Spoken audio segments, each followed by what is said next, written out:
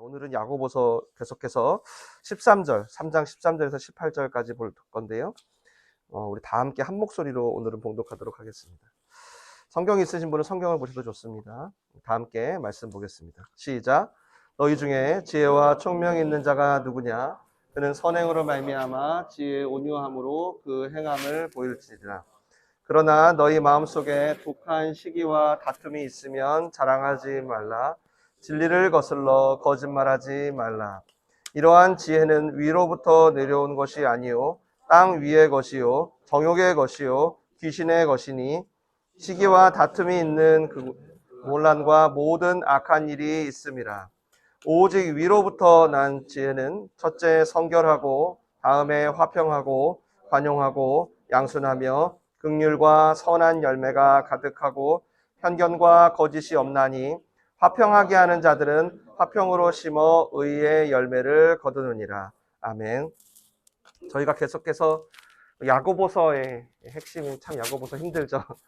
믿음은 행함으로 나타난다를 듣고 있습니다. 믿는다면 단순히 감정적인 동의나 지적인 동의일 수가 없다. 그 믿음의 합당한 모습이 실상으로 보인다. 먼저는 고아와 과부를 돌보게 된다. 고아와 과부를 믿음이 있다면서 지나친다는 것은 그것은 죽은 믿음이다. 차별을 할 수가 없다. 가진 자, 부한 자, 배운 자, 못 배운 자, 예수님을 생각하면서 차별할 수 없고, 지난주는 또 말에 대해서 제어하기 시작한다. 왜냐하면 성령께 내 혀의 키를, 내 혀의 재갈을 드리기 때문이다. 그때부터는 찬송과 저주가 한 입에서 나오기가 불편하다. 계속해서 복음을 위해 혀가 사용되어진다. 이게 믿음이라는 거예요. 믿는다는 거 되게 추상적이지 않고 현실적이죠. 믿는다는 거 눈에 확실히 보이는 거죠. 오늘은 계속해서 그 믿음이 어떤 모습으로 나타나는지를 야고보 사도가 지혜라는 개념을 통해 설명해요. 믿는다는 건 지혜의 행동으로 나타난다는 거예요. 너희 중에 믿음 있는 자가 누구냐? 손 한번 들어볼래? 그렇구나. 그 믿음은 반드시 지혜로운 행동으로 나타날 거야 라고 하는 거예요. 얼마 전 제가 한 지체의 나눔을 들었습니다. 직장 상사 때문에 너무 힘들다는 거예요. 볼 때마다 너무 밉대요. 막 미움이 막 폭발한답니다. 어떻게 하면 좋겠냐는 거죠. 어떻게 하는 게 지혜로운 거냐는 거예요. 어떻게 하는 게 지혜로운 태도냐는 거예요. 모르겠다는 거예요. 과연 지혜로운 사람의 행동은 뭘까요, 여러분? 오늘 야고보는 우리의 이 질문에 두 가지 지혜가 있다고 대답해줘요. 우리 13절을 먼저 한번 읽어야 될 것 같아요. 다 같이 큰 목소리로 읽습니다. 시작. 너희 중에 지혜와 총명이 있는 자가 누구냐? 그는 선행으로 말미암아 지혜의 온유함으로 그 행함을 보일지니라. 아멘. 지금 무슨 일이 벌어진 거냐면 지난주 말씀이 떠오르는데요. 당시가 이제 헬레니즘의 문화, 그 그리스 철학이 발달된 인간의 이성과 합리성이 발달된 문화가 교회에 유입됐다 그랬죠. 지난주 기억하세요? 선생이 되려고 하는 자가 많아진 거예요. 말을 잘하고 싶은 사람, 언변으로 뭔가 성중들을 제압하고 싶은 사람이 늘어난 거죠. 교회 안에도. 그러니까 오늘 말씀은 뭐냐면 거기에 소위 그러니까 똑똑하다는 사람들이 교회에 들어오게 된 겁니다. 지혜롭다고 하는 사람들이. 그러면서 교회가 흔들렸던 거예요. 바울도 전도 여행에서 아덴이란 지역에 가서 니들이 얼마나 똑똑하길래 하면서 막 비판을 날서게 했었죠. 그러니까 나름 세상에서 지배력이 있는 사람들, 좀 지혜롭다는 사람들, 배웠다는 사람들, 어떤 세상의 기준에서 우리를 좀 기죽일 수 있는 만한 분들이 교회에 들어온 것 같습니다. 당시 초대교회. 야고보가 그런 모습을 보고 뭔가 이렇게 편지를 쓴 거죠. 지금은 모르겠어요. 근데 제가 어렸을 때, 청년 때 교회 다닐 때는 목사님이 그런 부분을 되게 막 자랑도 하고 그러셨어요. 연예인들이 오거나 아니면 막 이렇게 유력자들이 우리 교회 오면 꼭 이렇게 세워가지고 다 함께 박수 쳐주고 소개해주고 명문대 출신 왔다고 되게 좋아하시고 그러셨거든요. 근데 제가 지나 보니까요. 그 지혜롭다는 사람들이 오히려 그들이 갖고 있는 지혜가 어떤 교회를 행복하게 하고 교회를 화목하게 하는 게 아니라 자꾸 불행하게 하고 분열하게 하는 거예요. 똑똑한 게 오히려 되게 귀신적이고 되게 악마적일 수 있구나. 그래서 그걸 이제 오늘 야고보가 지금 믿음은 행함으로 나타나는 거야 라는 걸 설명하면서 이제 그 부분을 들여다보기 시작한 거예요. 봤더니 다들 지혜롭다고 하는데 그 지혜는 두 종류가 있다는 거예요. 겉으로 볼 땐 지금 너희가 우리 다 똑같은 지혜로움 같지? 근데 그렇지 않아. 믿음의 현미경으로 보니까 두 종류로 나눠지는 거다라는 거예요. 바로 땅에 속한 지혜와 하늘에 속한 지혜로. 그럼 이 둘의 차이가 뭐냐? 14절 말씀, 15절까지 크게 읽습니다. 시작. 그러나 너희 마음속에 독한 시기와 다툼이 있으면 자랑하지 말라. 진리를 거슬러 거짓말하지 말라. 이러한 지혜는 위로부터 내려온 것이 아니요 땅 위의 것이요 정욕의 것이요 귀신의 것이니. 땅에 속한 지혜가 있대요. 땅의 지혜란 이렇게 이해하시면 쉽겠어요. 사람이 만들어낸 지혜입니다. 사람이 만들어낸 지혜. 그리고 하늘의 지혜는 반대로 뭐죠? 사람들의 밖에서 들어오는 지혜. 그러니까 하나님만이 주실 수 있는 지혜인 거죠. 먼저 그래서 지금 야고보 사도가 사람이 만든 지혜의 특징을 몇 가지로 설명했어요. 지금 너희가 볼 땐 다 같은 지혜 같지. 근데 너희 중에 귀신에게 온 지혜가 있다? 라고 말하는 거예요. 근데 그게 마귀에게 속했는지 어떻게 아냐? 이렇게 다 일 잘하고 이렇게 IQ가 160이 넘고 이렇게 성경 박사에 늘 봉사하고 충성하는데 어떻게 분별하냐? 믿음의 현미경으로 보니까 바로 시기와 다툼 때문이라는 거예요. 시기와 다툼. 이 시기는 여러분이 잘 아는 젤러스, 그러니까 젤로스라는 헬라어에서 나온 말이에요. 그래서 한국말이 보통 질투로 번역하는데 오늘 이 본문은 특별히 이기적인 욕망과 경쟁심으로 비유했어요. 이기적인 욕망과 경쟁심.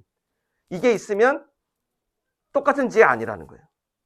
근데 사실 이게 문제가 뭐냐면 이거를 인식하는 사람들이 많이 없습니다. 하여튼 거의 못 본 것 같아요, 저는. 환자들이 자기 증상을 모르는 것처럼. 그래서 일상에서 누구랑 비교를 하는 거예요. 그러면서 갖게 된 어떤 내 안에 분노와 불안함들이 있거든요. 누가 막 돈을 벌고 있어요. 근데 나만 소외된 것 같은 거죠.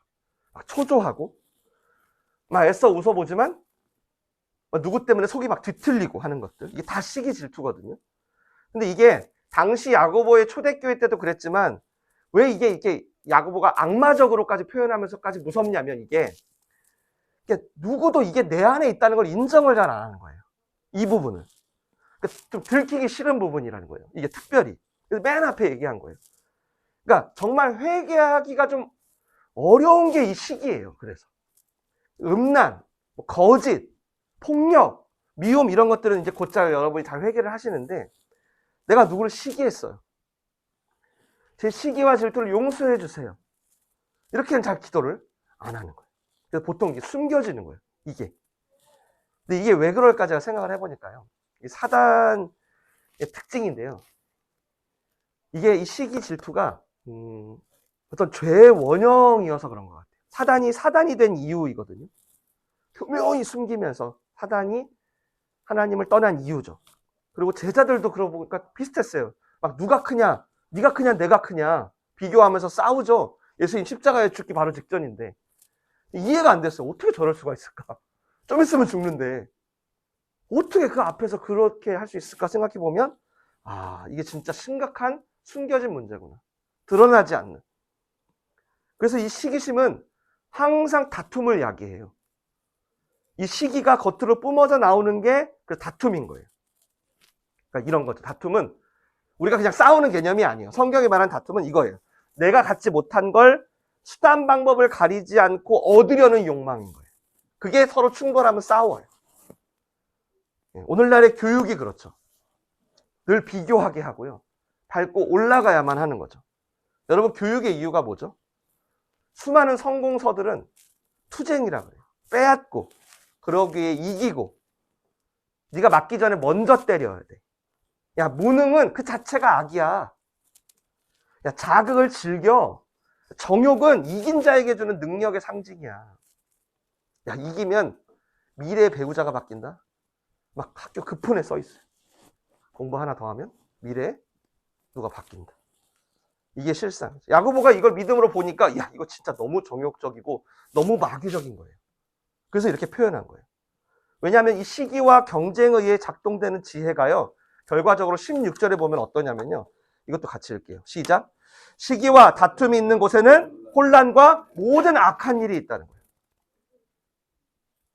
혼란과 온갖 악한 행위를 산출해낸대요. 여러분도 그랬겠지만 저도 공부를 열심히 했어요. 잘은 못했지만 열심히 했는데 근데 제가 속상했던 게 있어요. 그게 뭐가 속상했냐면 어딜 가나 저보다 잘하는 애들이 있는 거예요. 아무리 제가 열심히 해도.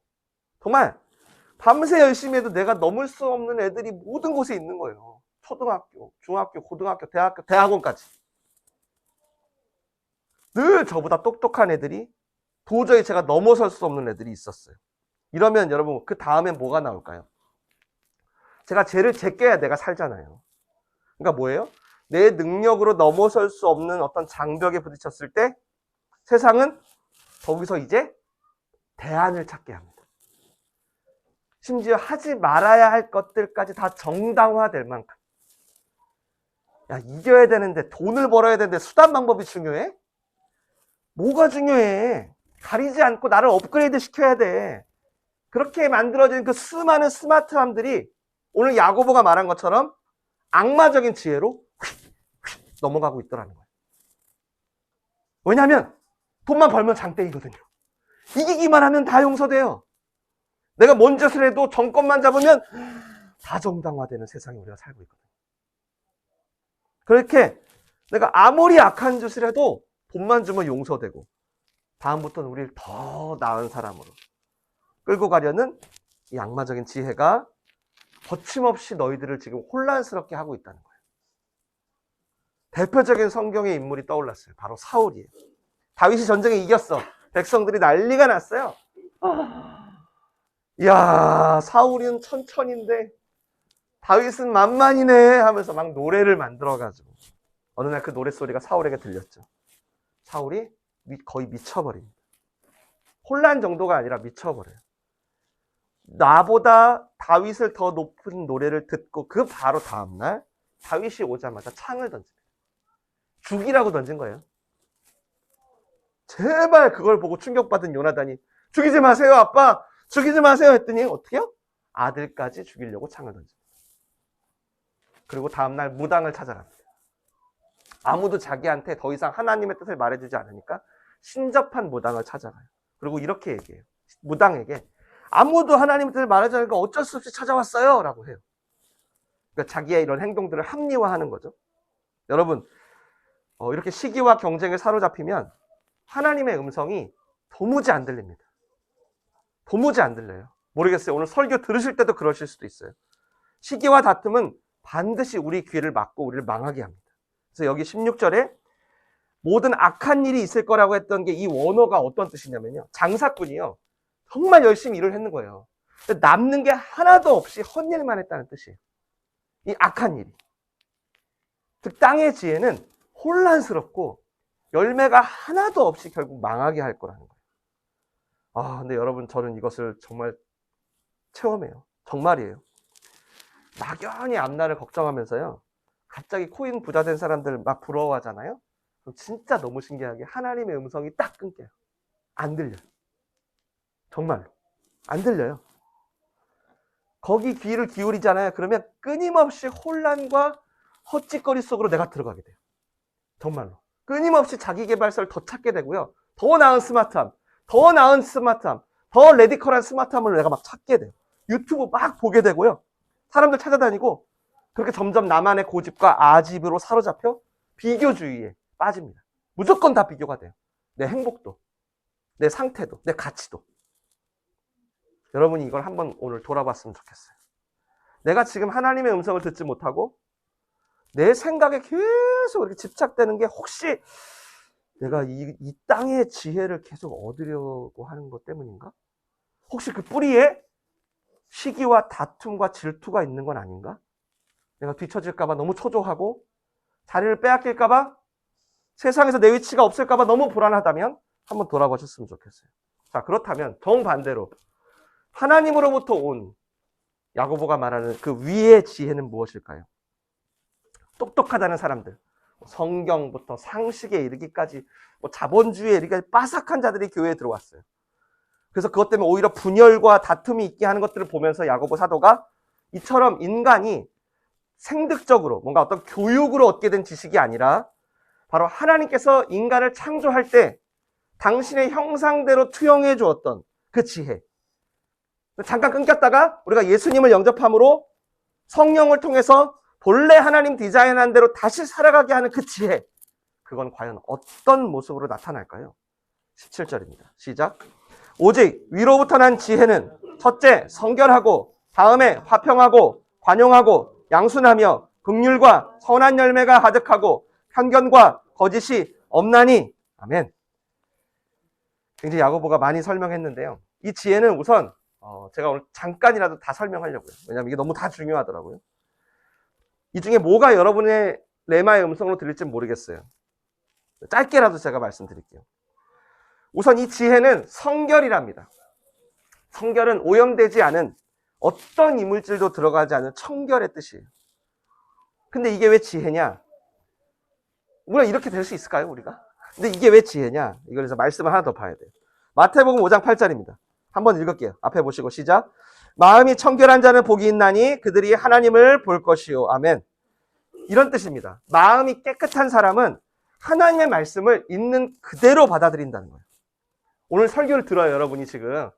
설교를 듣는데 이 중에 나는 오늘 그냥 형식으로만 성찬을 한 게 아니라, 그냥 의례 찬양을 한 게 아니라, 나는 진짜로 오늘 내가 이번 주 일주일 동안 어떻게 살았든지 상관없이 나는 예수님의 보혈로 깨끗해졌어 라고 믿는 분들은, 난 거룩해 라고 믿는 분들은 오늘 하나님의 말씀을 그대로 받아들일 거라는 거예요. 그래서 예수님이 이렇게 얘기해요. 하나님을 보게 될 거야 라고 해요. 그게 뭐냐면 말씀을 있는 그대로 받아들이다 보니까 전에는 땅의 지혜로 혼란스럽게 도대체 뭐가 맞는 거야, 난 어디로 가야 돼 이러면서 살았는데, 이제는 말씀을 그대로 따르니까 하나님이 보인다. 즉 하나님의 뜻이 분별되기 시작한다는 거예요. 성결은 그래서 지혜가 따라와요. 하나님을 보니까. 근데 겉으로는 부르짖지만 사실 지금 내 생각으로 꽉 차 있는 분들도 계실 거예요. 본래는 원래 말씀을 어떻게 해요? 말씀을 보면 어떻게 해야 돼요? 말씀으로 내 생각을 비춰봐야 되거든요. 근데 반대로 내가 말씀을 판단하는 거죠. 나한테 맞는 말씀들을 내가 취사 선택하고. 그런 분들의 특징은 고집과 아집이 이미 자리 잡은 겁니다. 그래서 자기 주장밖에 할 수 없는, 하나님 뜻을 모르고 찾을 수도 없습니다. 어딜 가든 트러블 메이커가 될 가능성이 아주 높아요. 그래서 나온 게 바로 야고보가 화평을 얘기하는 거예요. 바로 화평을. 그러니까 이게 사실은 이 화평이 오늘 야고보가 말한 하나님의 지혜에서 가장 좀 핵심과도 같은데요. 또 내 고집으로 가득 차가지고 트러블을 일으키는 사람들을 보면서 야고보가 하나님의 지혜인 화평이 필요하구나. 아브라함과 롯 들어보셨죠? 간단하게 설명드릴게요. 조금 아실 거예요. 둘 다 하나님 믿는 사람이에요. 겉으로는 그래요. 근데 둘의 목자들 사이에 큰 싸움이 났어요. 아브라함이 조카한테 이렇게 얘기해요. 야, 우리 하나님의 자녀들끼리 싸우면 안 된다. 네가 좌하면 내가 우할게. 네가 우하면 내가 좌할게. 하면서 롯한테 선택권을 양보합니다. 그러면서 싸움을 피해요. 그리고 롯이요, 그때 당시 가장 화려하고 가장 물이 많고 눈에 좋았던 소돔과 고모라라는 땅을 초이스합니다. 그리고 자기는 척박했던 약속의 땅 가나안, 아직 보이지도 않아. 거기를 뚜벅뚜벅 걸어가요. 여러분, 아브라함이 왜 선택권을 내줬죠? 롯에게? 하나님의 약속을 믿었기 때문이에요. 가나안을 향한 약속. 물론 지금은 전혀 안 보여요. 전혀 안 보여. 그래서 그 결과 피스메이커가 된 겁니다. 화평을 이루려고 한 게 아니라 말씀을 있는 그대로 따라가는 여정이 화평을 이루게 한 거예요. 그게 여기도 있어요. 바울이도 제가 말씀드릴게요. 그리스도로 말미암아 우리를 자기와 화목하게 하시고 우리에게 화목하게 하는 직분을 주셨다라고 했어요. 우리 직분이 화목하게 하는 거래요. 우리가 내가 화목시켜야지, 내가 둘 사이를 화해시켜야지가 아니라, 우리가 예수의 피로 화목하게 된 사람들은 말씀을 따르려고 하면 화목하게 직분이 나타나는 거예요. 마귀의 직분은 분열인데 우리는 무조건 화평과 화목으로 가게 된다는 거예요. 그래서 그 다음 관용과 양순도 마찬가지예요. 화평케 하는 마음으로 남의 허물을 받아들이고 공감한다는 뜻이에요. 단순히 죄를 정당화해 주라는 말이 아니에요. 죄를 덮어주라는 말이 아니에요. 그리고 또 반대로 어떤 온화해, 너무 성품이 웬만하면 싸우지 않아. 웬만하면 싸우는 자리에 안 가. 되게 매너 좋아.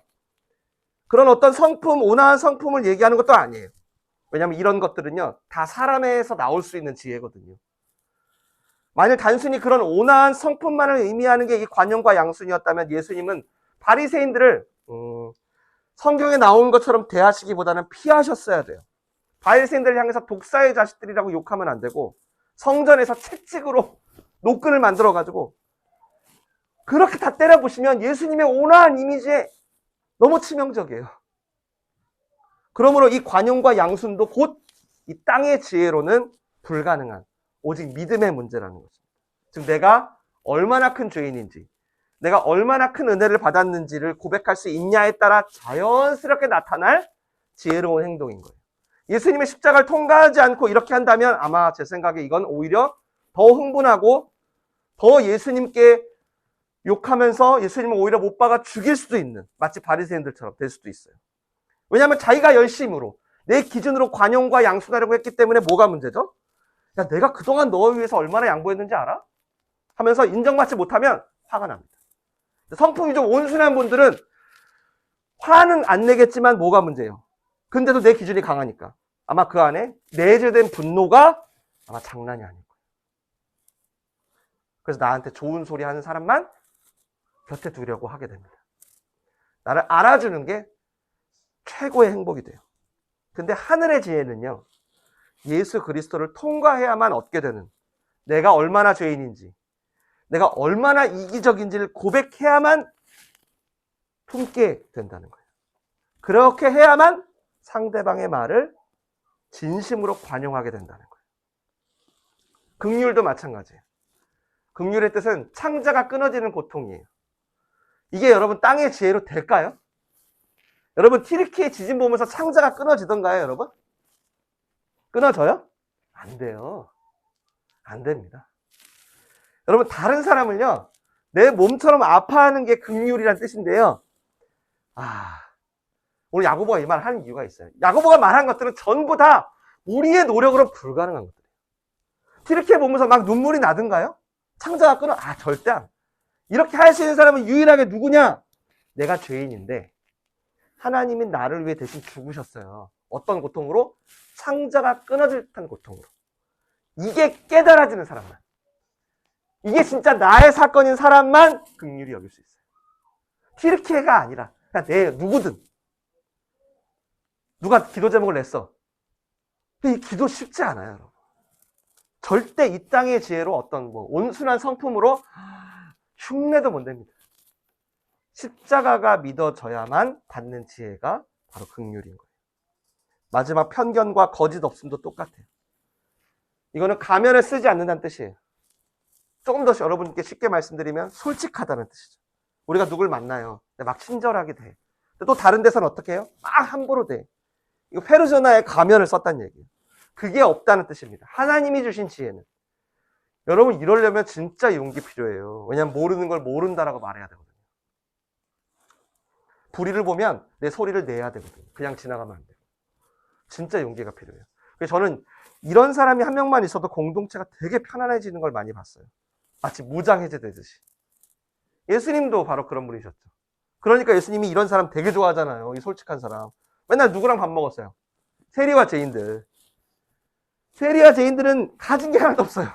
그리고 맨날 죄 지은 것밖에 없으니까 자기 있는 모습, 없는 모습, 그대로 맨날 다 진실하게 고백하는. 그러니까 예수님은 맨날 이들과만 제일 식사하는 걸 좋아했어요. 어딜 가나 맨날 밥 먹는 거 보면 죄인 거 세리들이랑 밥 먹어요. 그래서 우리가 그 십자가의 사랑을 깨달을 때 나오는 게 이 솔직함의 지혜예요. 한번 적용해 보세요, 여러분도.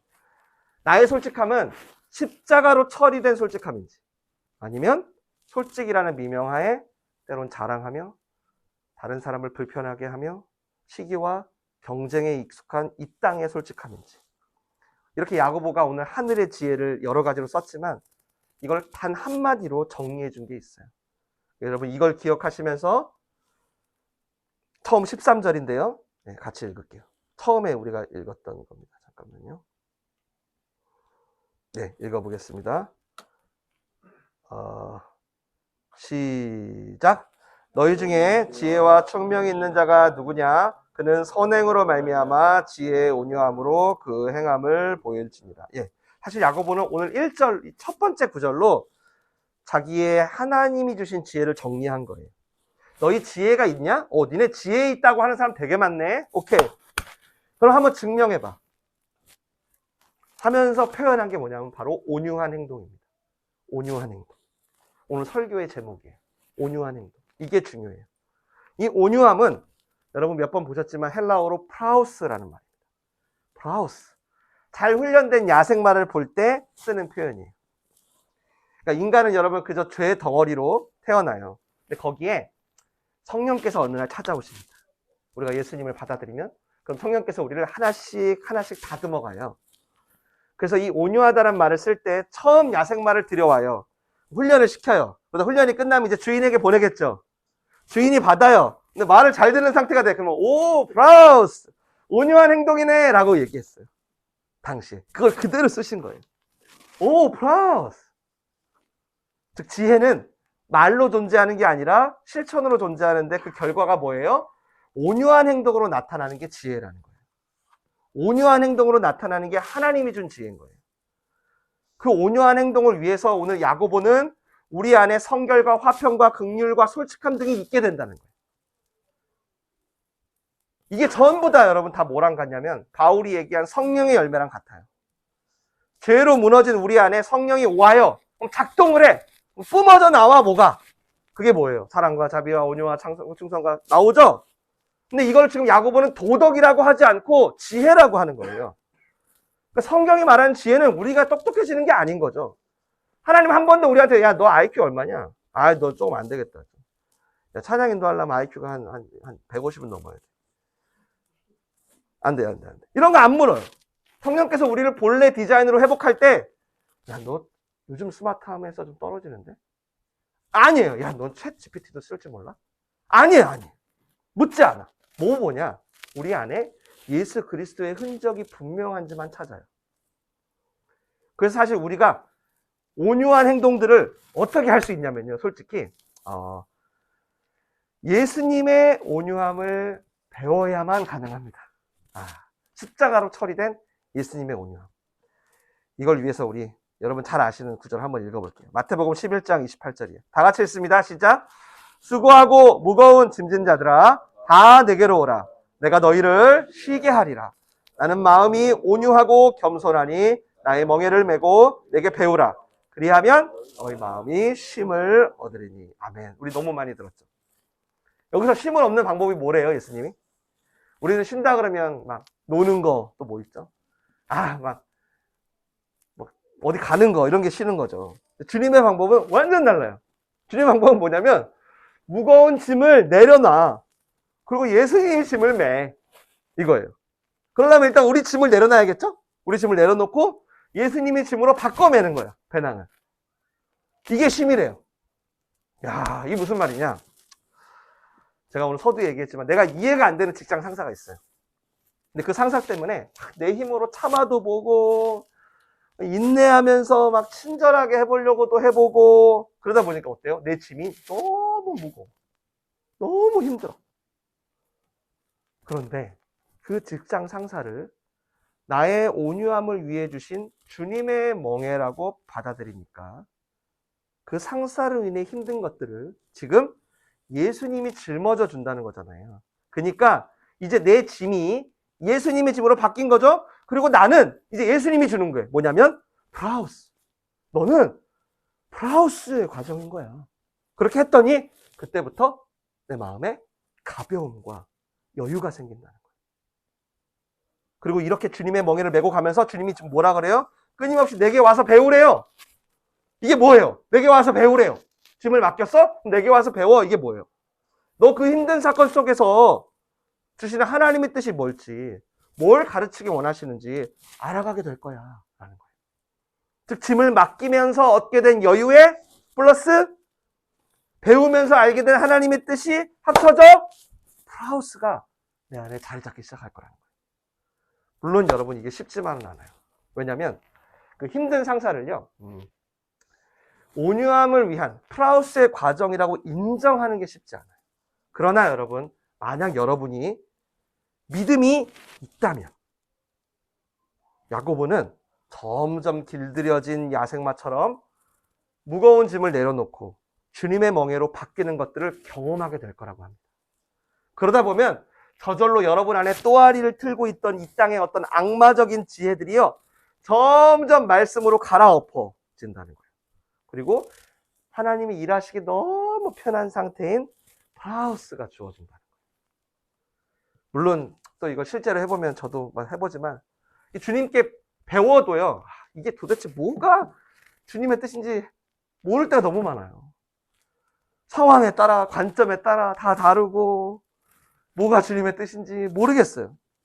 근데 여러분, 그럼에도 여러분이 정말 진짜 믿음으로 살기 원하신다면 우린 끊임없이 수고하고 무거운 짐을 예수님께 맡겨야 합니다. 맡겨야 돼요. 짐을 맡기는 방법 아주 쉬운 거 하나만 나눌게요. 제일 쉬운 거예요. 계속 묻는 거예요. 계속 묻는 거예요. 자신에게. 정답을 구하지 말고. 그래서 회사 때려칠까요? 아니면 억지로라도 다닐까요? 라고 하나님께 답을 구하는 건 좀 위험해요. 여러분, 이렇게 기도하시면 이거는 하나님을 왜곡하게 되거나 원망하게 될 가능성이 높아요. 그러지 마시고 오늘 말씀처럼 그저 위로부터 난 지혜는 성결하고 화평하며 관용하고 양승과 긍휼이고, 땅에서 온 것은 시기와 분쟁, 이런 거죠. 혼란스러움이잖아요. 그러니까 이 말씀을 가지고 스스로 고민해 보는 거예요. 지속적으로 자기 마음을 살피면서 이 선택에 나의 탐심은 없었나? 내 자존심으로 혹시 다른 사람을 힘들게 하는 건 아닌가? 혹시 시기와 질투 때문은 아닌가? 끊임없이 묻는 거예요. 일보다 사람을 원하시고 성과보다 인격을 원하시는 주님께 이 땅에 인간들이 만들어진 어떤 정답들 있잖아요. 이건 사실 별 의미가 없습니다. 이 정답들 의미 없어요. 우리가 세워도 이게 정답이야 해워도 별로 다 살아보셨겠지만 의미 없어요. 갑자기 생각난 예화가, 제가 대학교 4학년 때 기말 시험을 봤어요. 교수님이 한 문제를 줬어요. 사흘 안에 풀어오래요. 저는 그 과목에서 A를 받았습니다. 전체에서 저만 A 받았어요. 제가 이런 사람입니다, 여러분. 정말 저의 탁월한 지혜 때문이에요. 진짜. 저는 그 문제를 딱 보는 순간 이건 내가 절대 풀 수 없다는 걸 알았어요. 그래서 이 문제를 풀려고 시간을 쓰지 말고 차라리 그건 낭비다. 그래서 어떻게 했냐면 이 문제를 교수님이 어디서 찾았을까? 그걸 찾아본 거죠. 막 도서관을 다 뒤지고 막 아이고 똑같은 문제를 찾아낸 거예요. 어디서? 교수님의 박사학위 논문에서. 문제를 찾은 거죠. 물론 정답과 함께. 그게 제가 전체에서 유일하게 A를 받은 이유예요. 동시에 저의 전공임에도 불구하고 문제를 이해 못하는 이 지혜는 위로부터의 지혜가 아니라 땅에 속한 지혜였음을 알게 됩니다. 여러분, 정답을 아는 게 뭐가 그렇게 대단한 일일까요? 그래서 A 받으면 그게 제 실력인가요? 아마 제가 그 문제 다 못 풀어요. 풀다가 못 풀었어. 이게 왜 이런지 고민하면서 갈등하고, 혹시 그 문제 때문에 밤도 새워가면서 씨름했다면 아마 저는 지금보다 훨씬 제 전공의 실력이 나았을 거라고 믿습니다.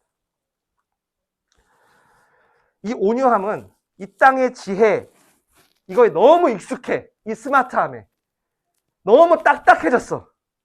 그런 길가 같은 우리의 행함들을요, 다시 하늘의 지혜로 하나씩 다듬는 걸 말해요.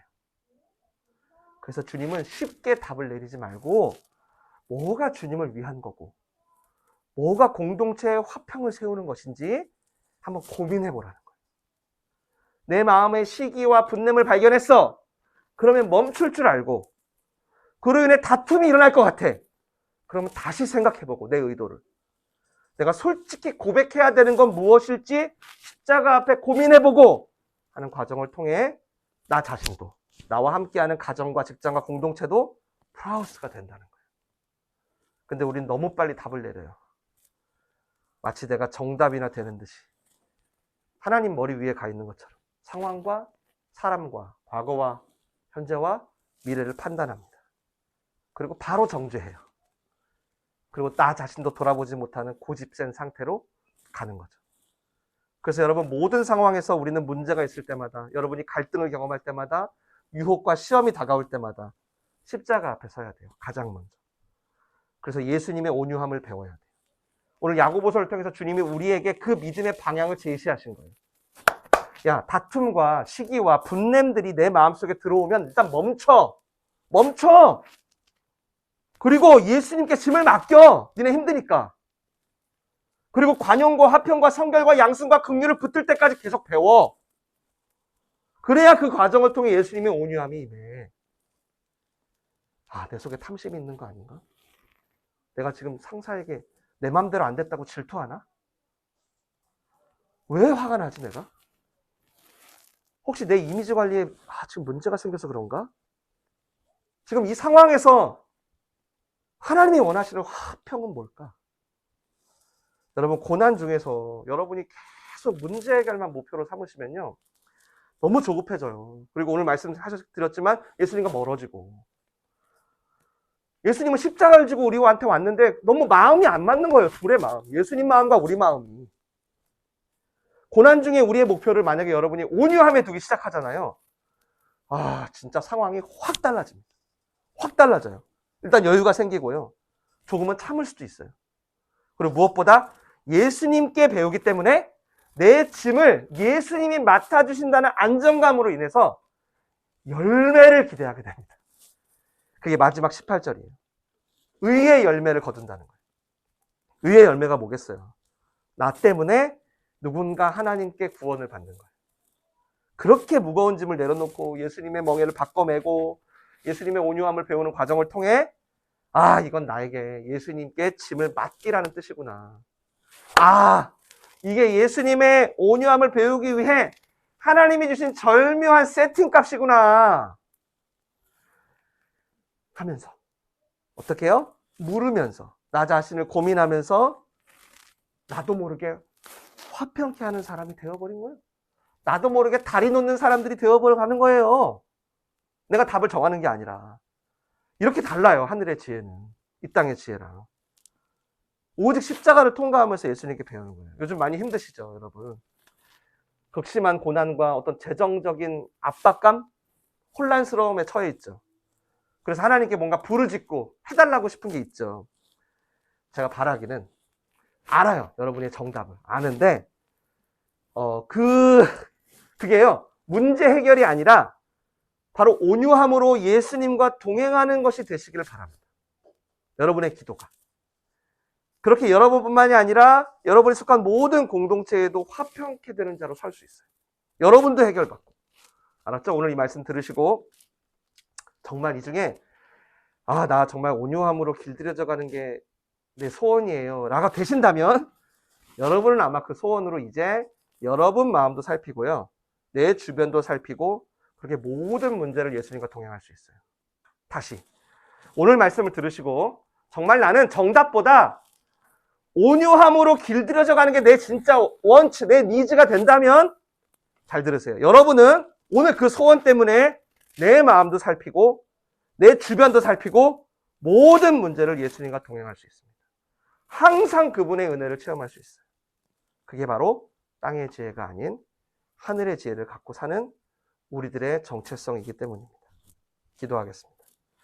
한 가지만 같이 기도할까요? 여러분 좀 힘들고 좀 어려운 상황에서 좀 화도 나고 짜증도 나고 하실 거예요. 그런데 여러분 그 상황에서 오히려 이렇게 생각해 보세요. 하나님이 나를 온유하게 하길 원하시는구나 하고 한번 생각해 보세요.